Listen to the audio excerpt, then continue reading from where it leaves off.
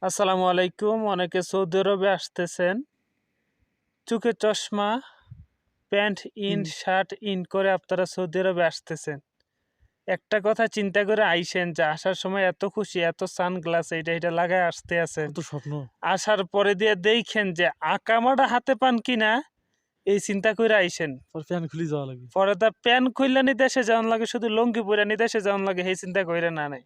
ভুল করে বুঝা সিট গেছে দেয়নি। ভাই? ভালোর জন্য বলি, সৌদি আরবের পরিস্থিতি প্রচুর খারাপ। দালাল আর দালাল।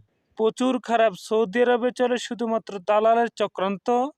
আর দালালের যেই মানে এদেশে চাকরি লইতে গেলে আপনার দালাল লাগবেই। আর বেতন ২ মাসে দালালকে পুলিশে টাকা আটকায়। দিতে হবে ৩ মাস ৪ মাসের বেতন আটকায় রাখবে। আমাদের ৩ মাসের বেতন আটকানো ভাই।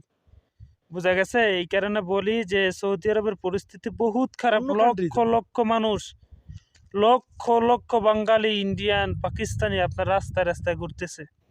মসজিদে থাকতেছে। আপনাদেরকে এরকম ভিডিও আমি দিব বিশ্বাস না হলে। বলতে পারেন খারাপ। এখন যারা দালাল তারা আমারে এখন গালাগালি করবে। বলবে যে, "আপনি এই ধরনের কথা বলেন কেন?"